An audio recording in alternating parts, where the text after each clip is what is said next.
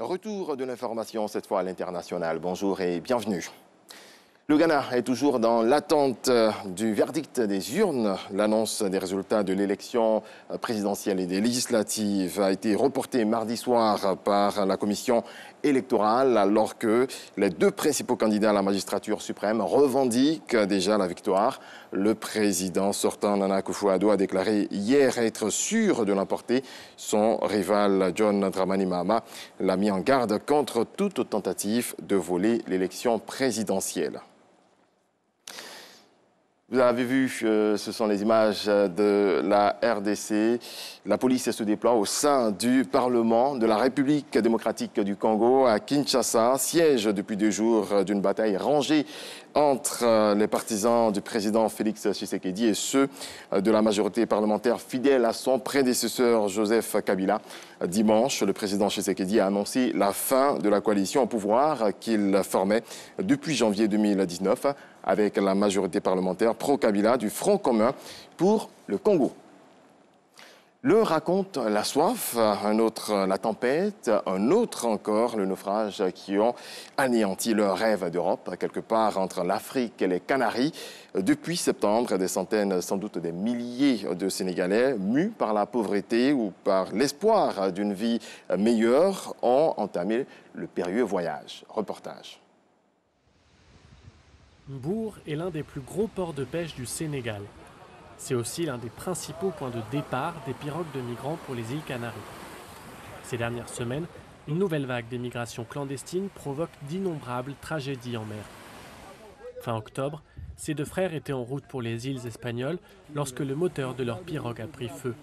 D'après ces jeunes pêcheurs, l'embarcation comptait plus de 200 migrants.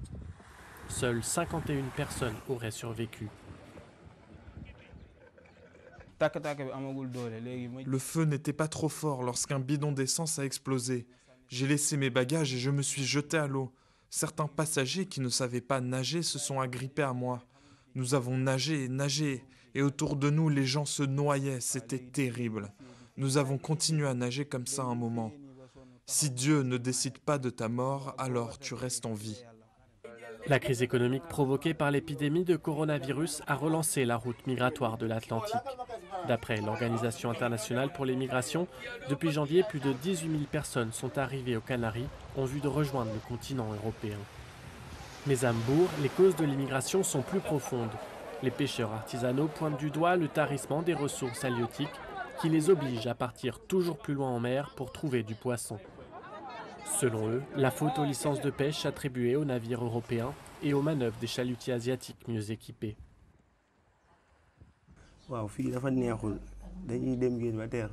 On part en mer et à notre retour, ce qu'on gagne couvre à peine ce qu'on a dû dépenser.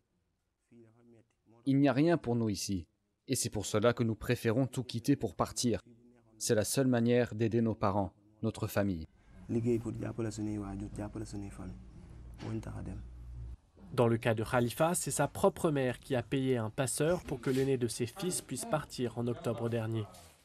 400 000 francs CFA, soit 600 €, une petite fortune pour cette famille.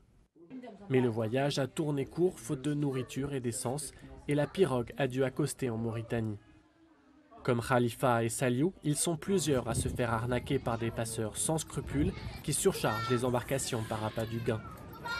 Un gâchis que dénonce Moustapha Fall, dont l'association cherche à convaincre les jeunes de renoncer à leur projet de départ.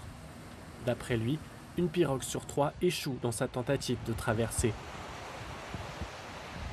Nous avons dénombré plus de 480 morts. Vous imaginez les jeunes à fleur de l'âge qui devraient construire leur vie, aider leurs parents, vivre.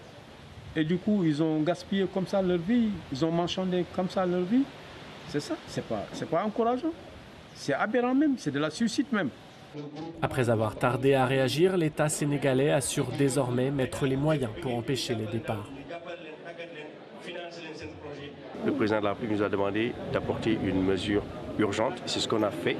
Depuis 10 jours, les équipes sont sur le terrain, que ce soit ici à Mbour, à Saint-Louis ou dans le sud, pour essayer d'identifier d'abord le nombre de jeunes qui sont partis, le nombre de rescapés et le nombre de personnes potentiellement candidats au départ.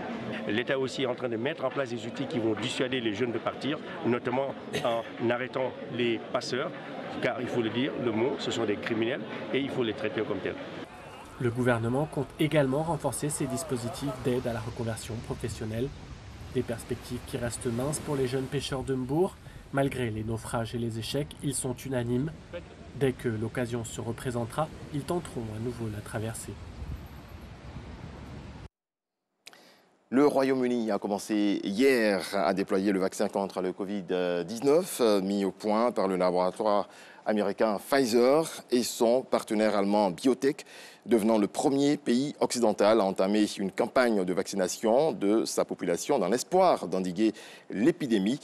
Margaret Keenan, une grand-mère britannique de 90 ans que vous apercevez, est devenue la première patiente au monde à recevoir ce vaccin.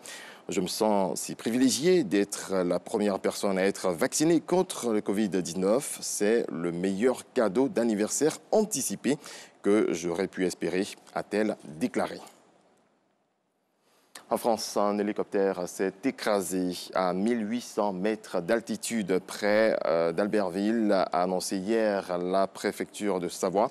5 des 6 occupants sont morts, a précisé dans la soirée le préfet de Savoie, Pascal Bollot, lors d'une conférence de presse. Le pilote grièvement blessé est dans un état d'urgence absolue, porté par des militaires en montagne dans des conditions particulièrement difficiles pour être acheminé vers un hôpital, a-t-il indiqué. Niveau en maths et en sciences, les élèves français classés parmi les derniers d'Europe. La France est classée dernière au sein de l'Union européenne pour les mathématiques dans le classement des CM1, selon l'enquête internationale Teams publiée ce mardi. Elle est avant-dernière pour les classes de 4e. Aux États-Unis, le président élu Joe Biden a choisi le général à la retraite Lloyd Austin comme ministre de la Défense. Selon plusieurs médias américains, Austin, 67 ans, deviendrait le premier Afro-Américain à diriger le Pentagone s'il était confirmé par le Sénat. Et puis, Ligue européenne des champions. Le match entre le PSG et Istanbul Başakşehir a été interrompu après environ 15 minutes de jeu. Le 4e arbitre est accusé de racisme pour avoir désigné l'entraîneur adjoint du club turc, le Camerounais Pierre Archil Wibo, par le terme négro, ce qui veut dire noir.